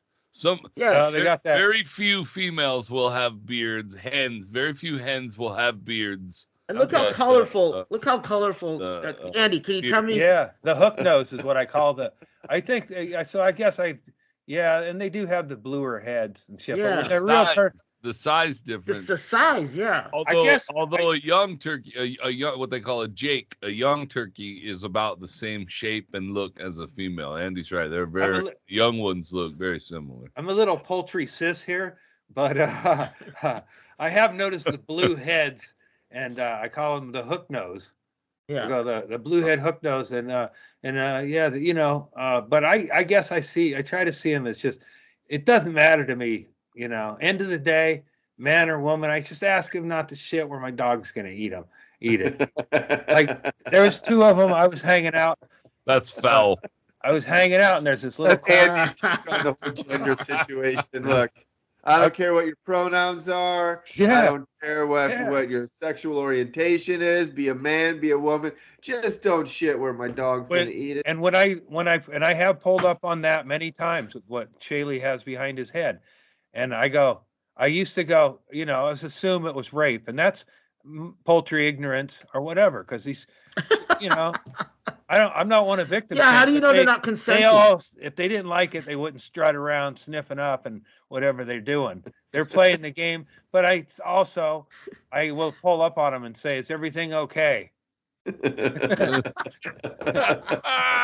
Gobble if you need help. I don't even do that. So and it's like, okay, I guess, this is consensual. They don't have a apartment flat or, If I were a turkey, I'd fuck in the road too. Because, like, why not? You're in their space. What's the worst that can happen? Well, this urge to fuck in the road is done, and I'm now a sandwich. It's like going to surgery. The turkey just sees the headlights coming. They're not aware that they're getting put in bread. They're just, what happened? Like, it's over. There's no heaven for poultry or people, but there's especially the reason there's no poultry heaven is there's no people heaven, so there'd be nobody to staff it. They will shit and stuff. What? What if the turkey gets to heaven and then he gets butchered for like a heaven Thanksgiving? Yeah. Like a heaven inception. St. Peter's just like, I'm sorting out fucking drunk drivers. Follow the turkeys. Yeah. And they're stupid birds, so they just follow them, and that's just a holding pen. Heaven's a big place, and Jesus pulled some fucking fish and loaves trick out of his ass back in the day, but you can bet Jesus has nothing to do with food service up in heaven. And if you believe in it, you got to believe it's getting full, because they didn't project how many people would be in it. They didn't. Yeah, it's not their fault. Before. They just didn't do the math. And so there's a lot more people than they expected, and a lot of them, would swear up and down on their deathbed, even if you were torturing them, in which ain't a bad idea, that they love Jesus. I imagine heaven's a lot like Fire Fest. Yeah. Oh yeah. You get sold a bill of goods. You think it's going to be great. You're going to be staying on a yacht and enjoying a Ja Rule concert, and you end up with a bologna sandwich and a rained out, soaking wet tent. You get tickets to the big fucking mattress. You get tickets to the big Saturday show, and it's fucking the Osmonds, and you're like, what the fuck? I thought they were Mormons. It's like, yeah, we rented some of the space out. We needed the money to, finance some fucking tomfoolery down there, some lawsuit money. So we shifted. So heaven, and there's a lot of Jews up there in heaven. So, they cut corners, it's like Gold Street, Gold Street, Gold Streets. That's just what they sell you, man. Wait, there's a lot of Jews in heaven. Can we back up to that for a second? I don't know a lot about theology, but I don't think Jews believe in heaven, Andy. Well, the ones who hung with Jesus did, and and Christ had likened to carpentry, so I'm guessing he had dudes who hung out with him who were carpenters as well. I'm dead. Hey man, I swear there's Jews in small cars. I've seen it. What? Look. The Jews are not Christians, so they don't get into heaven. But Jews, they'll get in. They're backstage in hell for all the good shit. They're running heaven. Yeah, is that what you're saying? Well, they probably built it. It's probably kept the Goombas out of the building. So it's all kickbacks and shit. And you die and escape one big scam and just go into one other big scam. Yeah, and then sometimes like heaven was a real ambitious, because they sold people on it, like it's going to be real nice, and the gold streets, and it's like that's like like saying Memphis is like Vegas. Like what? No, there's like one street. Yeah, but Andy, if you said gold streets, that's very different from streets made of gold. You could have gold streets, but not made of gold. And what are you going to do on a gold street? It's like, does that drain? It's like, fuck. What's rain? How are my tires? How are my cloud tires going to handle on gold traction? If they got a hill out there chipping potholes all the time in it. Like people trying to walk uphill in the rain on a gold street. Oh, fuck! I chipped my tooth. Oh, that's okay. It filled itself in. That's how they come up with the idea. People get falling on the gold, and they're like, "That looks pretty good, man." I'm trying to do a Jewish Hebrew accent. Really? Was that it? I didn't even hear an accent. I thought nailed it, Andy. Yeah, you want to be, if you're a white guy doing impressions, you want to have everything sound the same. That way, people can just get mad at their own voice in their head. It's like, no, that doesn't sound anything like Morgan Freeman, but it did in your head, and shame on you. Why would Morgan Freeman be working at a McDonald's? Those shit. That was always the fucking dumb. You knew you were in for a long hour when the headliner would do a joke like that, like impression, planning a celebrity in an unlikely location. Like, oh, God damn it. Jack Nicholson got laid off and is now working at a car rental. God damn it.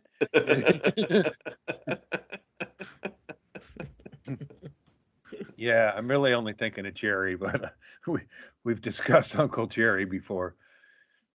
He was an impressionist that he did like Who are you talking about? Jerry Persio. I think we showed him before. He's the guy who caused the fight, but he was doing the George Burns. He did dated impressions that would just get people who were mad ready to go, I guess. I mean, he did that night, but he did aggressive. I would say that night, if I was a witness, he did an aggressive George Burns impression. Have you talked? I don't remember you talking about this. I don't before. remember this either, but Yeah. that doesn't mean This was, anything at all. It was like, I think it was the best bar fight I was in the middle of, and Jerry. It was like there was these. So I was opening this gig, and it was in Ocean Shores, Washington, and it was a small but weird crowd, and I did my time, Chaille, back then. I didn't think I saw lights. I was in a fucking dingy bar being stared Is this the guy? Jesus, that's him with hair. I don't remember his hair ever being like that. So he used to have stringy hippie hair, but I could imagine for his impressions he's had to evolve. He probably does a fucking. All right, yeah, go on. I just want to make sure I got the right guy. But it was like this fucking. There's this deviants, and there were like this 2 tables, and they were fucking a group, and they were just assholes. Like I remember, it's just like as a victim of sexual abuse, I winced up at their crude fucking manner and their. Like I didn't want you to heckle me. I wanted to talk about my family and move on. And I didn't appreciate being heckled, but they were heckling with like they wanted to fuck me and that shit. Like, dudes, fellas. Like, okay, whatever, man. I'm just the opener. And I left and I went down to the beach. And when I came back, Jerry was in full he was yelling at the crowd, but it started with, he was in a George Burns impression and he started going at this guy. And I just remember him sitting there and he going back and forth with this guy. And then George Burns had the guy thrown out. Like once Jerry Persio, this is why I believe people do believe speaking in tongue is real, because I watched Jerry regain control of the situation by snapping back into, of all calm characters, as George Burns. And he had him thrown out. He goes, throw him out. And they go, you want him to thrown out? And they go, yeah. And it upset the group because it was. Tell him to say goodnight, Gracie. Yeah, goodnight. Yeah. He kept, he didn't have a cigar, but they always do that, right? And he was no different. I don't like the noise of cigar. I don't like food smacking and lip smacking, gum, any of that shit. My brother ate pancakes that sounded like somebody was raping a fucking, what are you doing? Sounds like you were in the bathtub jacking off. Yeah. My brother Jeff would eat pancakes like he was pleasuring himself.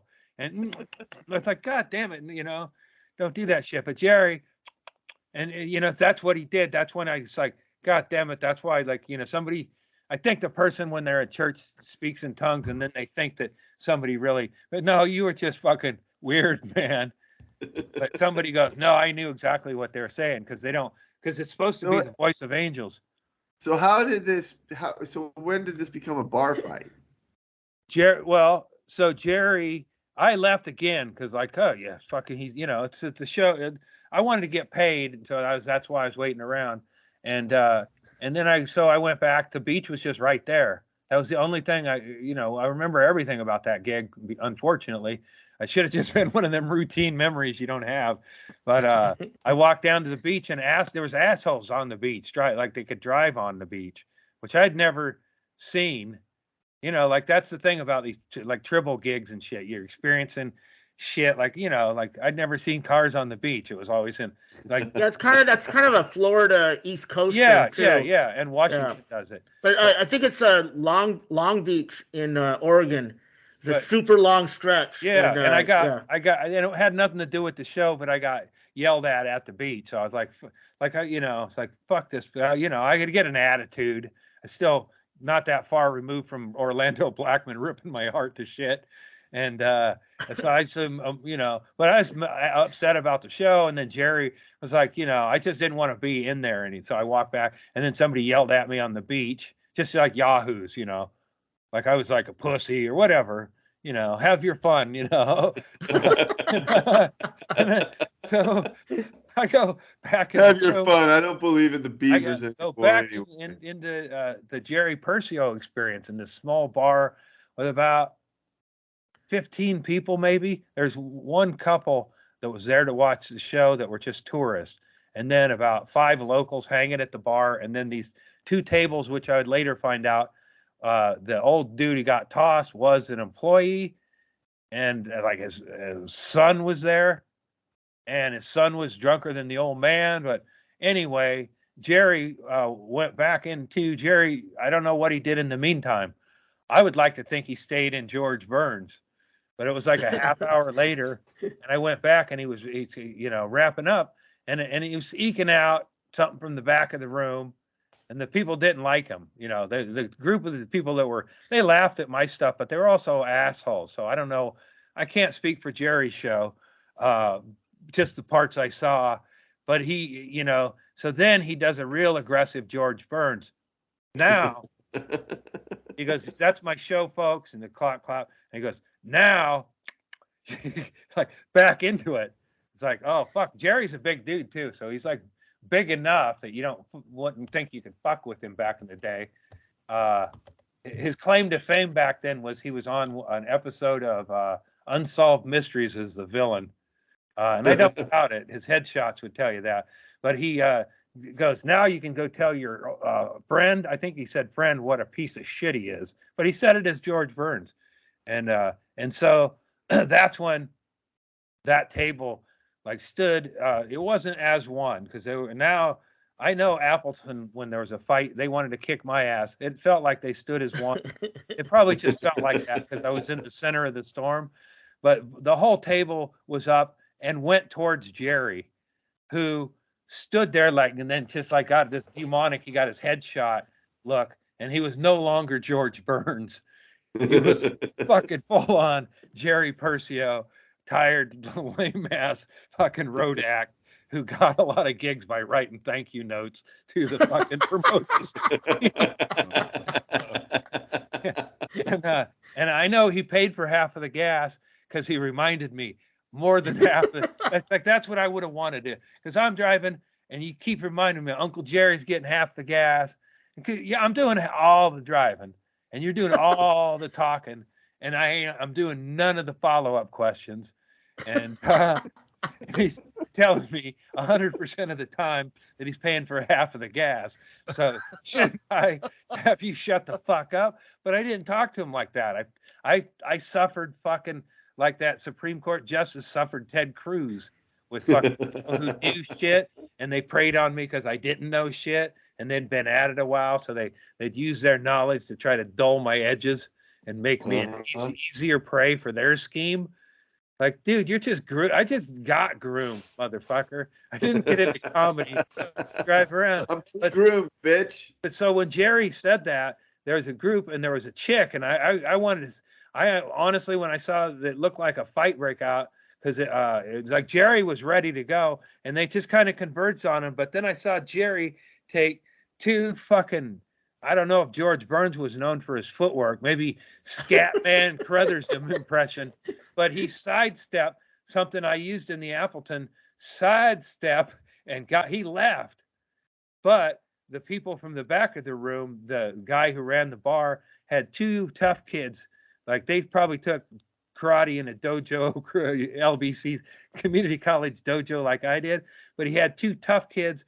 And since this was like a former employee's kid, and like fucking everybody's got to go, and so a fight broke out, but it didn't break out where I thought, and that like that's where I learned from Jerry.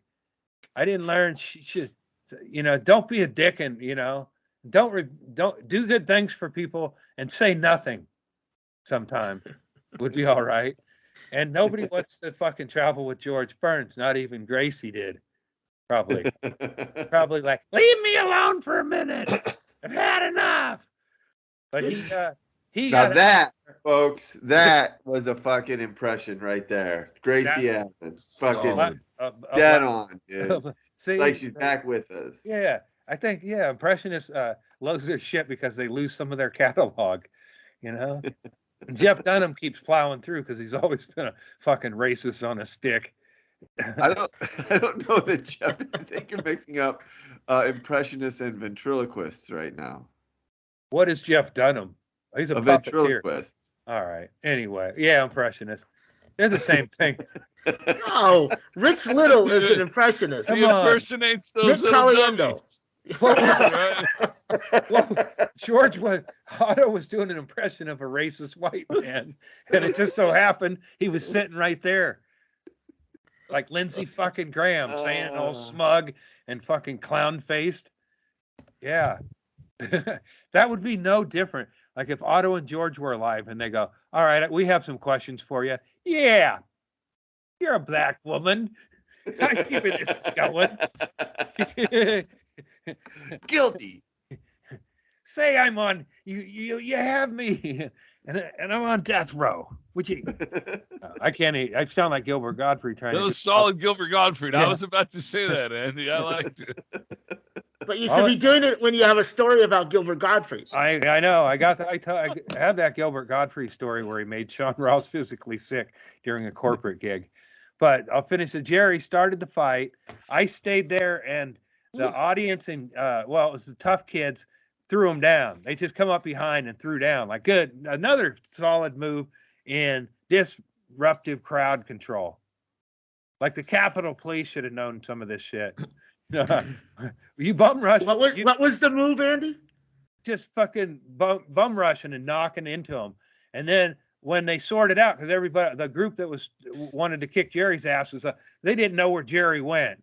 Jerry was out. I saw him go, and I was like, I was like, all right, I was going to ask, do we get, because I don't know how to get paid anymore, and I'm standing in the back of this room, and now everybody in the room is engaged except this couple who are watching it like when my daughter saw her first hockey fight. Same look on their face. Like, you just go out for an evening of laughs up from the hotel and it's Roadhouse. It's like a real fucking throwdown, But mainly the tough kids kind of controlled the pile. But at one point, a woman got up and threw a chair, and I wanted to see them punch her. But I was back at I think whatever video game at the time, like an Area 51 had a pistola, like a single pistol hanging on it. I was back about 20 feet from the stage, and people are fighting. And then now this woman gets up and throws a chair into the table or into the plate. I don't know. It was a window, and it vibrated. It didn't break, but it vibrated. And that's when the kids went from bullying the pile to physically removing the pile. Like they grabbed that woman in her hair and her arm, and she got thrown out. And then they started picking up the white trash pile and throwing them out. And I'm standing back there holding up a gun, watching their back, waiting to get paid. The gun from Area 51? I don't know. It was a single one. I thought it may have been an Area 51. But I stood back there, and I thought, like, there's something about holding a gun, even a video game gun, because I could one that has a metal leash on it. I could land a sucker punch with an extreme bluff. Oh, you don't think these fucking work off hook, bitch? Yeah, bam. But I had it up and I was watching the whole thing, and then there's one dude who watched it back there. He was like a local, I guess, and then he went in when the dude, like he watched the whole thing. And once the kids had control of the pile, the old man that ran the bar, he got a little closer than I did, but he wasn't holding an Area 51 pistol or whatever. But I was watching his back, like he saw me over there, and I'm like, it got squirrely, and the guy who caused it ain't even there to, but everybody got tossed, and then and then we all celebrated. But the guy who was last to the pile was like, it was like what my dad called the old army game. It's like, wait till all the work's done. Go, can I help? I went, you're a minute too late or whatever. But I wasn't much better than him. And honestly, them two kids, I hope they kept pursuing throwing assholes out of places because it was fucking art. And I didn't, it was like one of my early road gigs. So I didn't appreciate how special that evening was. I hung out and did shots with them. And I got paid, and they gave me Jerry's dough. So I got to go over and knock over there, and he's all sweaty and like I think he was in the old shower. My dad. So he paid for all the gas. Well, yeah, but no, but he's all sweaty, and I go, "Hey, Jerry," and he's like, he's scared, like you wouldn't want to open up your door after having it. Really, there was, it was a small town, and we were the only, it's like if I were the guys that got tossed out of there, I would have went over to the hotel and found Jerry or waited. Here's what you do. And I would have advised him, look, you guys are assholes. I think Jerry's an asshole. Here's what I want you to do. I'm going to buy you guys breakfast at the motel, continental style, be there by 9. Me and Jerry, he always likes to get there early for breakfast. So we'll be there. And just let us finish up breakfast and then be his fucking, get your revenge. I would have advised them, but they got I celebrate. I was on the good guys. I was part of a society. Now I would go like, okay, I can use these guys to eliminate Jerry, and I will ride with a full tank of gas and a fake cigar that I crazy. Oh fuck! I love you, man. All right, we did it again, guys. Look what happened. Andy worked himself up into a ladder. There'll be somebody who goes, well, it's my day of feeling good and waiting for fucking dire results. And then I'll go, you're going to be fine. Into chemo. I have a good feeling. Yeah. My best case scenario is I go into chemo and they fill me full of every poison they have planned. That'll mean that there's nothing to pursue the other way or whatever. Or it's something they can give me pills for, and I'll take pills. I'll do needles. How long? How long till you find out some results from this thing? Probably probably Friday. It's one of them places you call and they just put you on endless hold.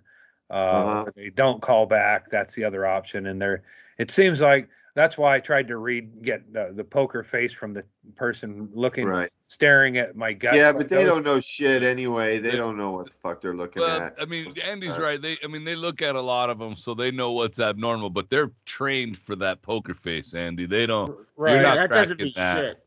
Yeah, you're not cracking that. If they went like like, oh shit or something, you walk by and they're going, oh fuck. It's, Yeah, if they come out and ask to make sure you pay in cash. Yeah, we don't take checks. I just think not from you. I was just thinking of how I could have closed in the waiting room because I didn't want to talk. The old lady talked about a bunch of shit to this fat guy. He's fat in the sense that he talked about his lifestyle, and it's like, yeah, that's fat. Saying I go outside some. I just kind of sit around and work on, like he made himself sound like a fucking do nothing layabout fucking guy who's worried about the cancer, getting or whatever, and this and that or whatever. And she's worried, and then I come out of the room and they were still sitting there. So I got done my scan and they're still sitting there. And I should have pulled up my thing and showed him my big scar and said, cancer ain't what you got to worry about. It's the goddamn treatment that'll kill you.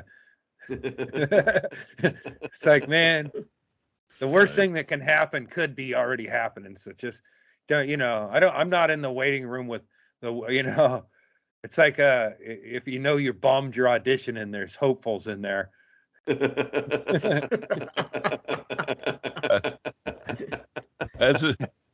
I can see it now, Andy. That's the name of your next special, Waiting Room Guru. Yeah. Yeah. I don't want to sit in there with him again. Waiting for Andy. Yeah. Yeah. I mean, they were like, she's an old lady too. So I wanted to, I could have showed her my thing.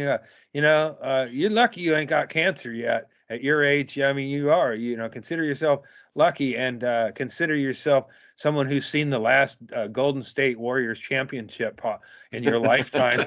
You talk about Steve Kerr, and she used the whole. She's being, I guess she did come back to it in a roundabout way with Steve Kerr, but she talked about being a Warriors fan, then talked about The Last Dance and brought that up about the coach there making him read books, and then talked about Steve Kerr and her friend and the Warriors, and then that guy took over like they do on airplanes. It's like two fucking heavyweights. You need headphones, dude. You need headphones. You need earbuds. It's like two heavyweights slugging it out. How are you going? How are you doing this? Yeah. Well, so I have shit to be mad about, I didn't know I was walking in on it, but it's like, holy, but it's like, I felt sad on levels of like, both of these people just need to sit in a fucking VFW hall and have a glass of wine and yap at each other. Cause it's like, man, you let her ear rape you, and just so you can reload with, he found a point to jump in. And then he jumped in and he never relinquished control, but he had nothing to say neither. Right. At least she was smart and had some direction she was going. He started listing off injuries, and then he said he's been shot a couple of times. And then when he got around to he got shot, it was one time, and it was it's like, where's the You're fact checking him. He was trying to fucking bait me, is what he was trying to do. Yeah. And I'm gonna hold the floor. Like, you sir, you said you get shot twice. Where's the second bullet? Because I know he's goddamn gold bricker. Yeah. It's like all of a sudden this is a Bert Kreischer story. Yeah, it's like it's a Bert Kreischer story. Or when my brother John played high school football, it's like, man, I was at all them football games, and I don't remember you ever scoring a touchdown, let alone multiples in a game. Oh shit! All right, we got to get out of here. Yeah, I love you guys. Andy, good luck with your scan. I hope it turns out well. You're doing fucking great. You look and sound great. Well, I had that thing. I hope people are going. He looked good, but he had one of them big white things on the side of his face. Yeah. Well, that's from the freeze pipe. And it's all from the freeze pipe. We love you guys out there. We're glad you're out there. Tell a friend, like and subscribe to us on YouTube. Join our Patreon, won't you? And come back here next week. We'll be doing it all again. Same dumb shit with the same dumb people. Is this up still? Can you still Andy? get this? Yeah. Can you, yeah. Use the promo code Andy when you buy your freeze pipe. You'll get 10% off all of your handy dandy freeze pipe products. I know some of you have already done that, and we appreciate it. No more Bisbee liner mong. Oh shit! I thought I could say no more Fuck! I can't even. Freeze pipe. Yeah. Freeze pipe. It freezes stuff. What's going? It freezes your ability to talk. Bisbee copper miners back in the day. There you go. Oh shit! Wow, that was.